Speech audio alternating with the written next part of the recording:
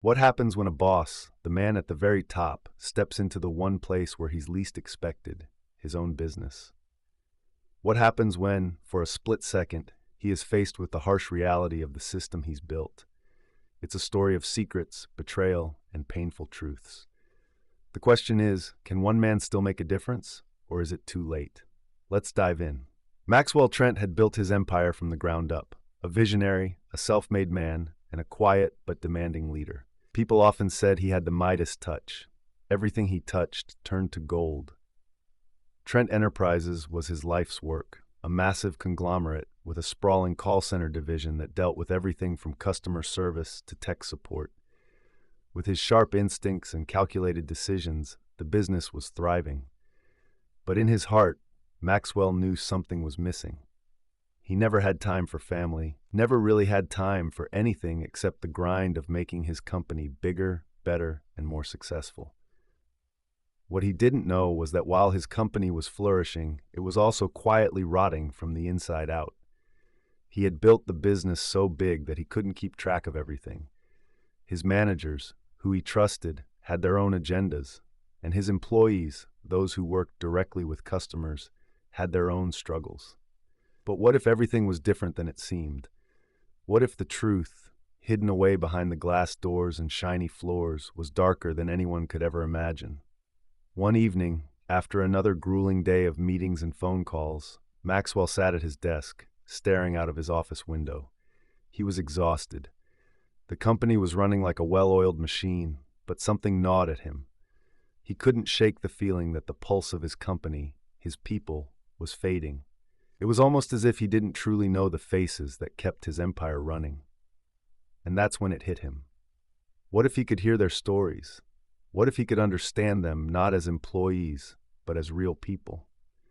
He didn't need to hire a consulting firm or read endless reports. He needed to feel it for himself. And so he made a decision that would change everything. He would go undercover in his own call center. Disguised as a regular employee, Maxwell would work the phones, sit among the workers, and see the company through their eyes.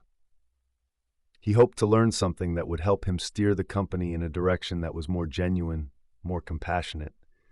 But what he didn't know was that this decision would uncover a dark secret, a secret that would change the course of his life forever. Maxwell arrived at the call center the following week. He was dressed in plain clothes, a nondescript button-up shirt and jeans, trying his best to blend in. His heart raced a little as he entered the building. There was no turning back now.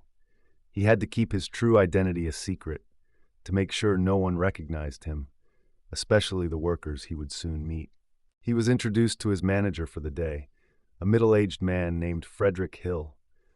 Fredrick had worked for Maxwell for over 10 years and had built a reputation for being efficient, but also a bit strict. He seemed like the type of person who valued productivity above all else. Maxwell was assigned a cubicle in the middle of the open floor, a sea of desks and chairs stretching out around him. The workers were busy typing away, their voices filling the room as they answered customer queries, handled complaints, and processed orders. It seemed like a typical day at the office. As the day wore on, Maxwell did his best to stay inconspicuous. He worked hard, answering calls, assisting customers, and doing everything he could to fit in. But something began to gnaw at him. He noticed the tired faces of the employees around him, their body language stiff and lifeless. The energy in the room was low. No one seemed motivated. They seemed resigned to the monotony, as if they were just waiting for the day to end. But it wasn't just the lack of enthusiasm that caught Maxwell's attention. It was the conversations he overheard. During a particularly slow afternoon, Maxwell overheard a conversation between two employees in the cubicle beside him. They were speaking in hushed tones, but their words hit him like a ton of bricks. "I can't believe we're still doing this," one of the employees, a young man named Derek, said. "We've been getting away with it for months. The system is just so easy to manipulate." "I know, right?" replied his colleague, a woman named Miranda. "The bonuses are all based on numbers, so if we just push fake sales through, we hit our targets every time. It's like a loophole in the system. No one will notice, especially with how busy the managers are. It's perfect." Maxwell froze. His heart skipped a beat. Fake sales? This wasn't just a minor mistake or misunderstanding. This was fraud. These employees were actively cheating the system, cheating him, and they weren't the only ones involved.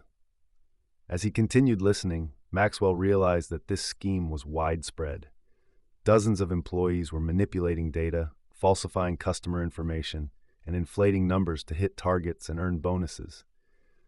It was a web of deception, one that stretched through the entire call center. Maxwell couldn't believe what he was hearing.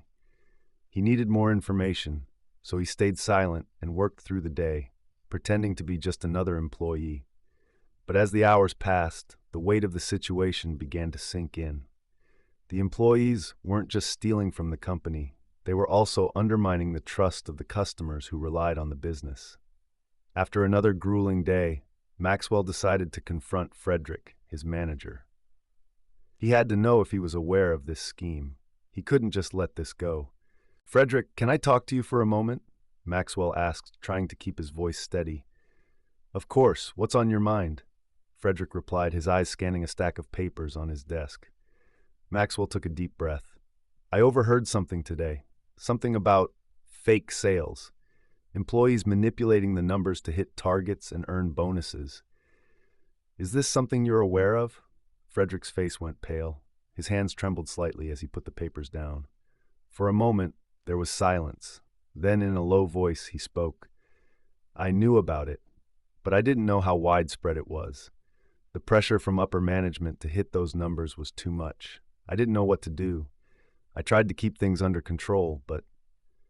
Maxwell's heart sank. Fredrick, the man he trusted, had turned a blind eye to the very thing that was breaking his company from the inside out. It was clear now that this wasn't just a few rogue employees. It was a systemic issue. Maxwell walked out of the call center that day with his mind spinning. He had seen the cracks in the system, but now he realized that the entire foundation was built on a lie. He had spent years building this company, but in doing so, he had unknowingly created a toxic culture where dishonesty and shortcuts were rewarded. That night, as he sat in his office, he couldn't help but feel defeated. Was it too late to fix this? Had he been so focused on profits and expansion that he missed the human element? The people he had relied on for success were the very ones betraying him. But there was a moment of clarity, a realization that struck him deep in his chest. He had the power to make things right. He wasn't just a businessman, he was the leader. And leaders don't run away from problems, they face them head on. Maxwell knew what he had to do. The next morning, he called a company-wide meeting. The employees sat in stunned silence as he walked into the room. They had no idea who he was, but he spoke with a quiet authority. "I know about the fraud," he said, his voice calm but filled with conviction. "And I'm not going to punish anyone, but we will change this company. We will rebuild from the ground up, focusing on integrity, honesty, and the well-being of every single person here. If you're willing to be part of that, then we can move forward together. If not, you're free to walk away." The room was silent for a long moment. Then, one by one, employees stood up, their faces a mix of shame and relief. Some left, but many stayed, eager to begin anew. It wasn't going to be easy, but Maxwell was determined to rebuild the company on a foundation of trust and accountability. And as he looked around the room, Maxwell Trent realized something. Sometimes the hardest decisions lead to the greatest change. He wasn't just a boss anymore. He was a leader who truly understood the value of his people. In life, we all have moments of clarity, moments where the truth can either tear us apart or set us free. For Maxwell Trent, it was in that call center, hearing those words, that he learned what true leadership was. Sometimes you have to face the uncomfortable truths head-on to make things right, and sometimes the hardest decisions are the ones that can heal the deepest wounds. In the end, Maxwell didn't just save his company, he saved his soul. Moral of the story: true leadership is about understanding, compassion, and taking responsibility for the decisions you make. No matter how big the business or how small the mistake, integrity always matters. That's the story, friends. I hope you enjoyed it. It was a pleasure sharing it with you all. Don't forget to comment below and let me know where you're watching from. It's always fun to see the global reach of these stories. And if you haven't already, please hit that subscribe button for more amazing stories, tips, and tricks. Thank you for watching, and I'll see you in the next one. Bye. If you'd like to show some extra love, tap the 3 dots near the share button and send a super thanks.